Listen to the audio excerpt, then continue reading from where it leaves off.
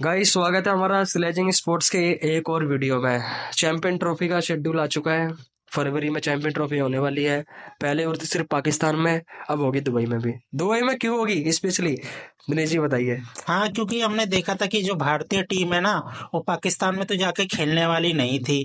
तो अब भारतीय सरकार का भी हमें मौक़िफ़ हमें सामने निकल के आ गया। उन्होंने साफ मना कर दिया था कि पाकिस्तान जो टेररिज्म करता है उसके चलते हम वहाँ पे कोई भी फाइनेंशियली हेल्प पाकिस्तान को नहीं देंगे। और ये भारत का हम कह सकते हैं जो फैसला एकदम सही साबित हुआ। और जो पाकिस्तानी दर्शक या पाकिस्तानी मीडिया कर्मी जो बोल रहे थे कि भारतीय टीम तो यहाँ आके खेलेगी, अब उनकी बात पूरी तरीके से गलत साबित हो गई। अब भारत की टीम में जो चैंपियन ट्रॉफी फरवरी से लेकर जो मार्च में होनी है, वो सीधे जाके अब पाकिस्तान के साथ साथ अब दुबई में चैंपियन ट्रॉफी खेलने जाएगी।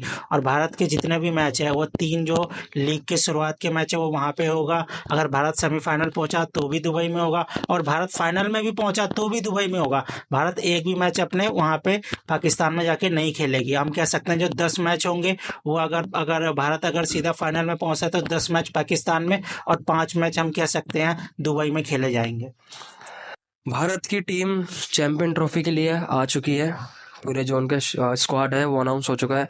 आपको क्या लगता है कि कुछ ऐसे प्लेयर थे जिनको मौका मिलना चाहिए था? हाँ, हमने देखा है कि भारतीय टीम का स्क्वाड काफ़ी लेट है, क्योंकि जो लास्ट डेडलाइन थी वो 12 फरवरी थी। हम कह सकते हैं जो जसप्रीत बुमराह थोड़े से जो चोटिल नज़र आ रहे थे, और कुलदीप यादव की फिटनेस पे भी काफ़ी ज़्यादा सवाल थे, तो भारतीय टीम इसी चक्कर में लेट आए। हम कह सकते हैं कई सारी जो प्लेयर हैं उन पर भी हम डिस्कशन कर सकते थे, जैसे कि मोहम्मद सिराज। हम कह सकते हैं मोहम्मद सिराज काफ़ी साल से लगभग ओडीआई क्रिकेट भी खेल रहे हैं, और वो तीनों फॉर्मेट के प्लेयर हैं। उनको जो बाहर करना काफ़ी ज़्यादा हम कह सकते हैं शॉकिंग सा है, क्योंकि उनकी जगह नॉन एक्सपीरियंस बंदे अर्शदीप सिंह को हम लेके जा रहे हैं।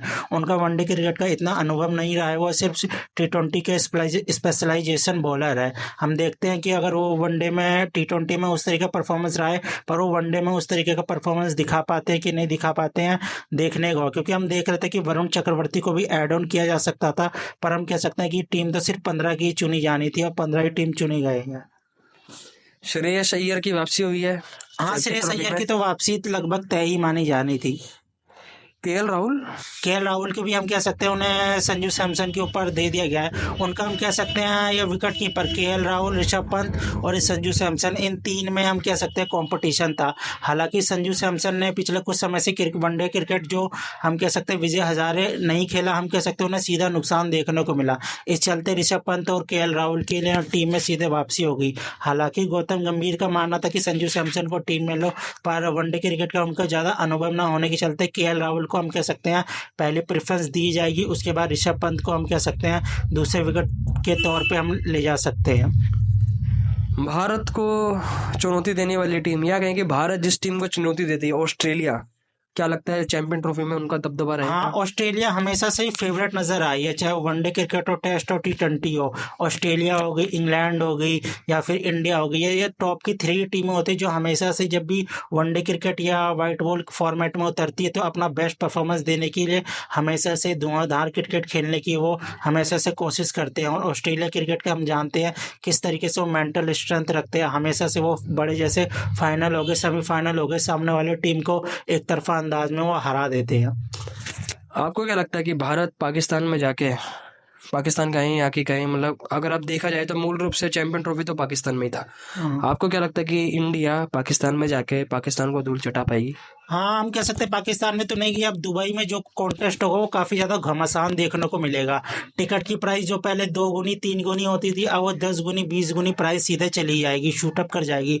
और जिस तरीके से दोनों तरफ की मीडिया कर्मी को काफ़ी ज़्यादा शोर देखने को मिला, दोनों तरफ की गवर्नमेंट का जिस तरीके से हमने परफॉर्मेंस देखा, किस तरीके से दोनों तरफ से वहाँ पर काफ़ी ज़्यादा शॉकिंग चीज़ें देखने को मिली। और दर्शक तो हमेशा से एक्साइटमेंट से भरे रहते हैं, और जिस तरीके से दोनों प्लेयर हमेशा, दोनों की जो दर्शक वो हमेशा से लड़ते रहते हैं क्योंकि कौन सी टीम जीतेगी। अब दुबई में ये कॉन्टेस्ट जो हमें देखने को मिला वो काफ़ी ज़्यादा एक्साइटमेंट से भरा हुआ हो सकता है।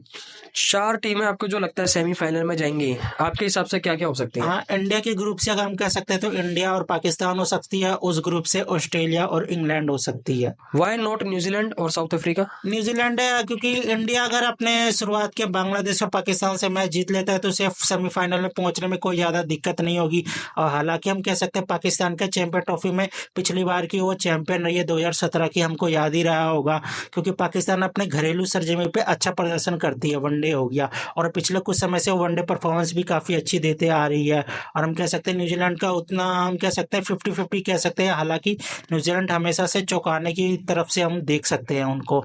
और दूसरे ग्रुप में बात करें तो ऑस्ट्रेलिया हमेशा से टॉप फेवरेट रही है और इंग्लैंड जिस तरीके की वाइट बॉल परफॉर्मेंस देती है तो हम कह सकते हैं दो स्ट्रॉन्गेस्ट टीम हम दूसरे ग्रुप से कह सकते हैं, ऑस्ट्रेलिया और इंग्लैंड।